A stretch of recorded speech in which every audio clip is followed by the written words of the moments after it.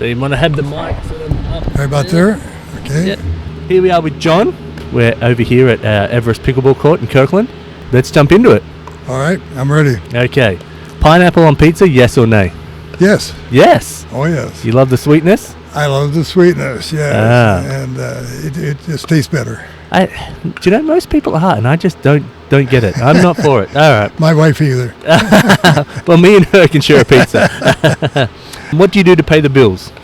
Right now I'm retired. You're retired. Awesome. What did you do before to pay the bills? Well, I worked up at the golf club at Newcastle doing all the purchasing for their multiple food operations. Oh, wow. Doing a total of that and non-alcoholic beverages. Okay. When COVID hit, the general manager said, hey, we don't know what this is going to be like. If you want to work 3 days, we'll pay you for 5. Okay. He said, I'll talk to my wife, Carolyn, and when I get back to you, I'll let you know. Yeah. And decided I was 82 at that time. So, Jeebus. And working full time. So I decided that, no, thank you very much. Okay. I think I'll back out. Why were you still working at 82? Do you just enjoy the job, or you like being active, or? Carolyn, my first date was at West Seattle Golf Course. We both liked to play golf. Oh, okay. And I wanted to be active. I'm still active. Yeah, oh yes. I see you play pickleball and you're very active. Carolyn has mentioned to me that friends were playing pickleball. I had no idea what it was like. Yep. I did not play tennis, played a little bit of ping pong, but it's gotten us out.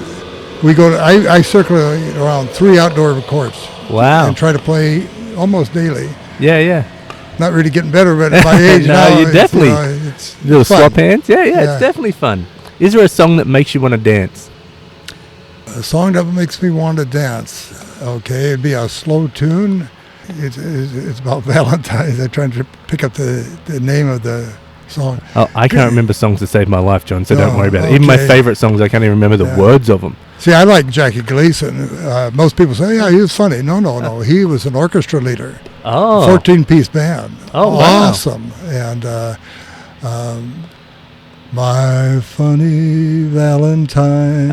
Okay. Okay, that's one I would be dancing with my wife. Oh, I love it. I love it. Sweet. Comic Valentine. We were engaged on Valentine's Day. Oh, were you really? Yes. How long have you been married for? Well, it'll be 25 years in September. Oh, wow. She was widowed when she was 43 with 3 young kids. Her late husband was the offensive coordinator for Don James. So she's got a rich history back in a lot of different areas, from pros to regular, with Dick Sesniak. Wow. A lot of people remember him, I think. Yeah. Those words mean nothing to me since I didn't grow up here, I think. No, Australia. Yeah. Yeah. Well, I think we hit it, but let's hit it again. What do you do for fun? Basically, golf. Golf, yeah. I bowl in a league in the wintertime, competitive league. Like 10-pin bowling? Oh, yes. Have you ever tried lawn bowling? Not really. I've tried it up in Vancouver, BC, but not something that was readily available here. Yeah, it's not around here, but in Australia and I've done little duck pins. Oh, no. So lawn bowling is where they put like a little ball at the end of the thing, and they have these weighted balls, and you have to like curve them around. And so each one has a different weight. Or you can choose your different weight or something like that. So a lot of Australians and older Australians do it. Sure.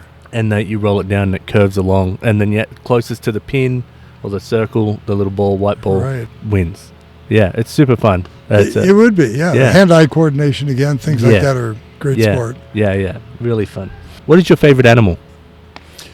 Favorite animal? I'd have to say a dog, although we don't have one. Yeah. But, do you know how many people choose dogs? Majority? Yeah, but you think that out of there's an animal that you want around, right? Dogs or cats, right? Or that sort of question. But you think that having, like me, I'm like, favorite animal, man, a platypus or a echidna or some sort of sloth, like an animal that you just don't see every day, you know what I mean? That's my thought of it. Well, I'll change it to a sloth. Reminds me of how quick I am on the court. No, not at all. You can have dogs still. Which story of yours do you wish everyone automatically knew? So if you rocked up to someone, they're like, oh, this person had that great adventure or something like that. Just that I was an honest man that believed in God.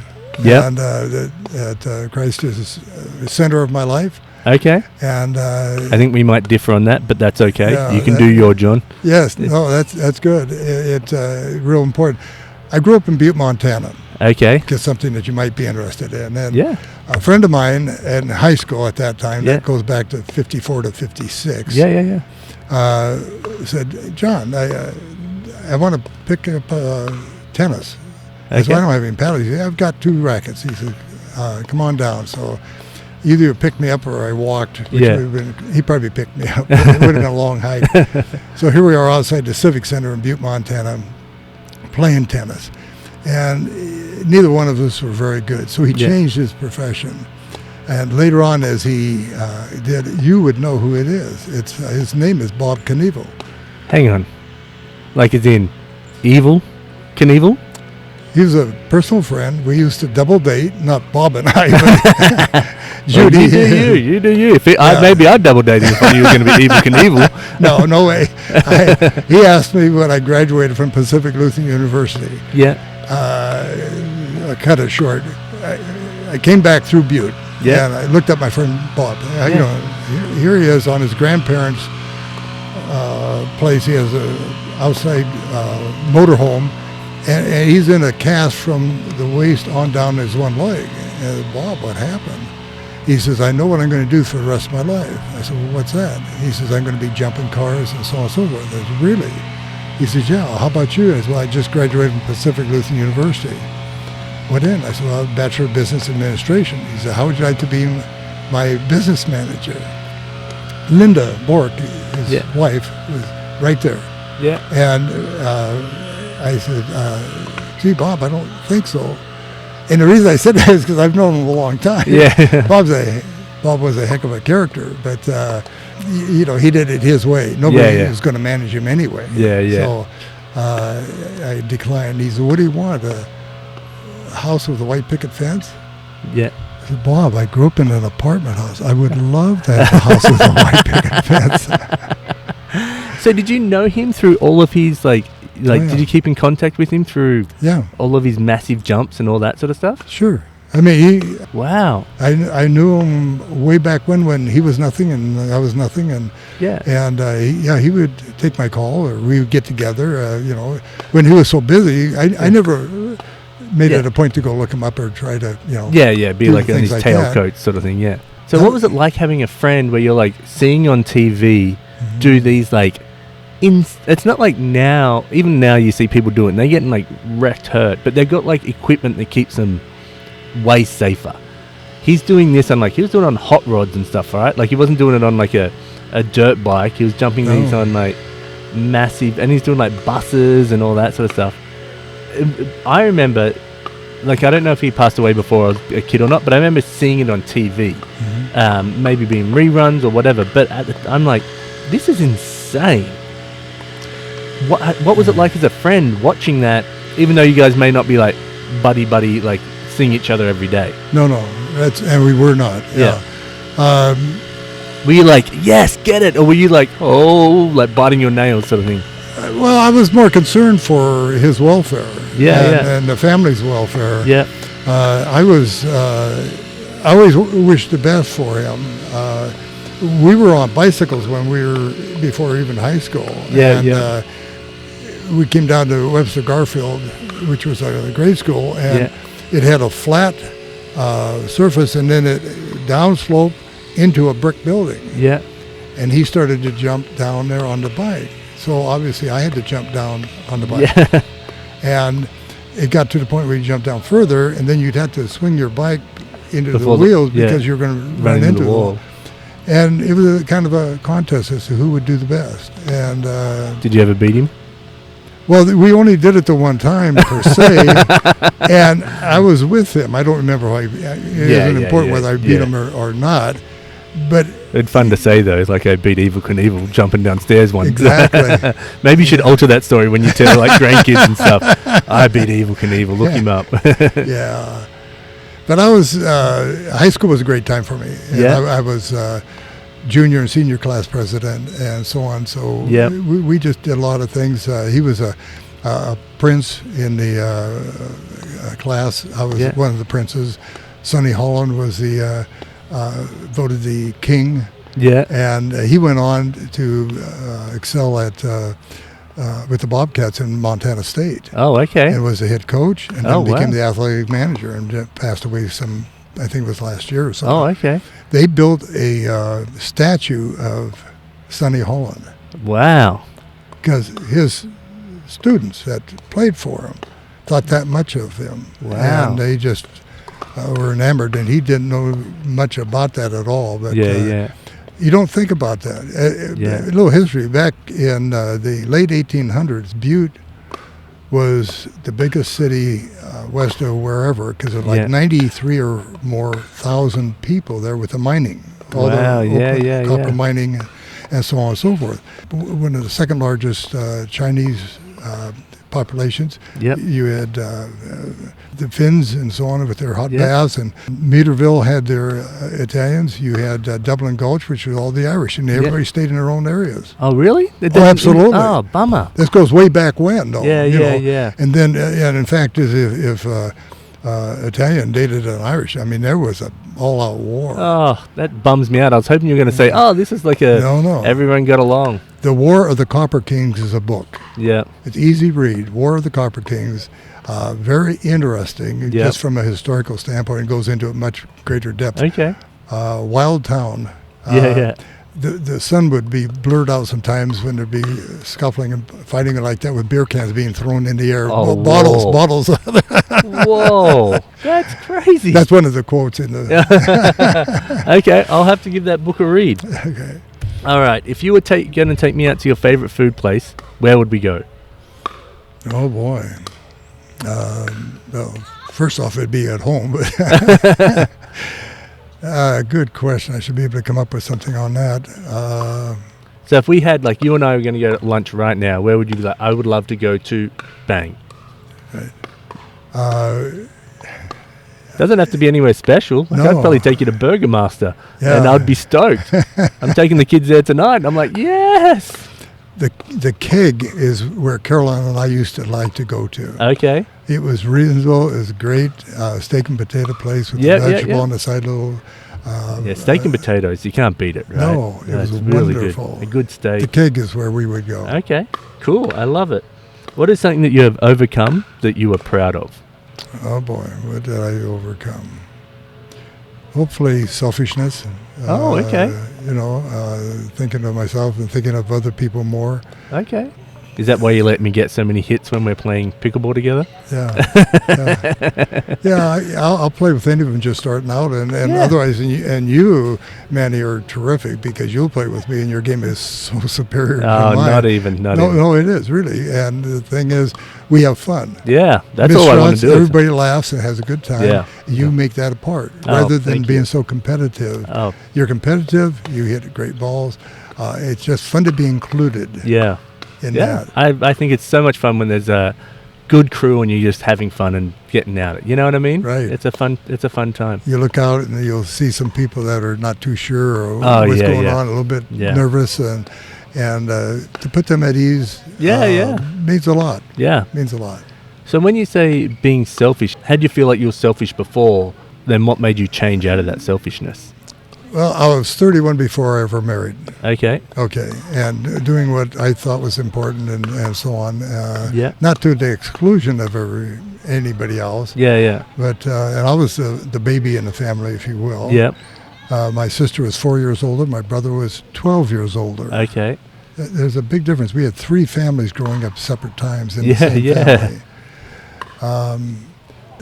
I always thought of myself as being fairly kind, both to both sexes. Both men and so on, and women. But I was not celibate. Before I was married. I'm not proud of that. Why? Because it goes against what I really truly believe. Oh, fair enough. But I bet you had a lot of fun times. There was fun times. And I hope that who I was with could say the same thing. I bet you they do. I bet they look back fond going, oh, that John, he knew how to rock that boat. As long as it's all consensual, like, it's all good. Well, times have changed. 1938 was when I was born. Yeah. And, the 50s were before the Beatles, before Elvis Presley. The village looked out after the children. Yeah. And you didn't get away with much, and if you did, you had to answer to a lot of people. Yeah. There's something to say about the village sort of growing people. I think in Australia, like for kids, there's a lot more. Like you'll be at a park, and another parent, like if you're being a bit of a dick of a kid, and a parent that's not even yours, or be like, hey, stop doing that. But here in America, I feel like a lot of parents won't say anything unless it's their kid that's happening to. Well, now there's so many issues where people take exception, and you might get your clock cleaned. I mean, it's just, he said this, he said that, whether it's true or not. It's just sad. Yeah. And all the mass shootings of people. Oh my gosh, the mass shootings here just break my heart that someone feels like they can make a decision for someone else and just take their life. You know what I mean? Like the average person lives 80 years, so like you get 80 to 100 years, and then what? Like you're feeling that you can make a decision for someone else and then also like kill someone? Like for you being upset about something, that just annoys the heck I don't even think it's quite that simple, Manny. I think it's a matter that the media has made it so simple, and there's all the games that you play and you're in wars and you're killing this, that, and the other thing. There's no sensitivity to actual people and what it means. I don't think gaming does that, because I grew up playing games, Mortal Kombat, where you rip people's heads off and stuff like that, but I may be one of the most compassionate people, and there's so many friends of mine that are the same way, that did the same gaming, and I know people that play games now that would not choose to do anything like that. I think mental health has a big problem, but I also think the access to guns is a big problem. There was a thing, and maybe you would remember this more, but they used to have this thing in gas ovens, and a lot of housewives there was a lot of huge suicide rate in housewives, and they would put their head in the oven. As soon as they put a kill switch in there, people stopped committing suicide because they didn't have access to it. And it's like saying, we get access to this thing that is, like, you drive a car, that's like driving a massive bullet, right? Yes. Because there's rules and regulations and that behind it, so much of it, there's a lot less malicious acts of violence. Like there's road rage and stuff like that, but there's not someone regularly driving through a crowd. You know what I mean? You're not having a mass shooting because it's all stuff can be taken away, right? But I think people should be able to own guns, but I also think it should be regulated. Like you should have to go through a course. You should have to, like I'm on the other side. Where growing up in Australia, I didn't fear guns at all. No, I didn't, like, not one piece. Montana's the same way. Yeah, I mean, I can relate exactly what you're saying. Yeah, it's crazy. But anyway, what are 3 things that you're grateful for? First off, you know who I am grateful for. Good Lord, yes. Your man upstairs. Yes. And the second thing is my wife. I was married 22 years, and we went our separate ways. My former wife has passed. I wake up and I'm so thankful for the most part. We have our differences, Carol and I. Yeah. Absolutely. But she's such a blessing. Yeah. Such a blessing to me. The good health that I have. Yeah. I've fallen 5 times in pickleball. Yep. I'm in a severe concussion with vertigo and so on and so forth. And and 3 of those times I wasn't even playing pickleball. Oh no. That's another story. You haven't got enough tape time for it. But yeah, they weren't pleasant. I can show you. Let me show you a picture of it now. So you're just walking along? Is that what happened? Like, it was slippery? No, it wasn't at all. What happened, like at Parago Park? Oh, okay. They used to have dividers to keep balls from going from one court into the other, and their divider was an A-frame. And I put my left foot up there to tie my shoe. Yeah. And actually, it was my right foot. And then when I went to take my foot off, of course, the board was going like this, and it came this way. And pushed you back? And when I couldn't lift my foot off. So I'm taking a hop. I took 3 giant hops. I'm 3 feet or more flat, and I lit flat on my back. It's like taking 200 pounds and just dropping a sack. Yeah.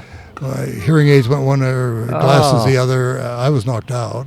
Oh. And they came to my aid and so on, and then they called the aid people who, by that time, we'd moved off the court. Yeah. See, I was considerate. And they looked me over and they said, how do you feel? And I looked at and the eyes and all that, and they said, I think you're okay if you think you're okay. And I said, yeah, I am. They leave, and maybe 4 or 5 minutes later, I get up and walk over to the big barrel and upchuck. Oh, wow. First sign of concussion. Yeah, concussion, yeah. And they never took their eyes off me, even when they were playing. And Jim walks over and says, okay, give me your keys. I said, give me your keys. So he drove my car, and Bob followed him so he'd have a way back and dropped me off at the hospital. And I was in there probably 4.5 hours. Wow. All kinds of tests. I've got so many injury stories where it's like something silly that's happened to me. It's never something amazing where I'm like, I saved a kid from a burning bus and no, it's always something silly like that. Yeah, well, those people were just marvelous. Yeah. Because, I was out of it. So I'm very thankful for those 3 things. Those 3 things. All right. That's awesome. You have to wear a shirt for a year with a slogan on it. What does the slogan say? Let me think about that. What would I do? Live life as though your soul depended upon it. Oh, live life like your soul. That's an original one. That just came to me. I love it. That's awesome. I do too, yeah. Yeah. Thank you. That's great. Well, John, thank you very much. Man, legend. Thank you. And look forward to playing with you again. Again, we'll get out there and do it shortly. But I'll get an illustration off to you, and then we'll hopefully you like it. Well, I'll see if I recognize it now that you edited it down to reasonable. And I'll send you an email with all this stuff on it and everything like that. This has been awesome. So Thank much. you. That's awesome. Bye-bye. Did you have fun?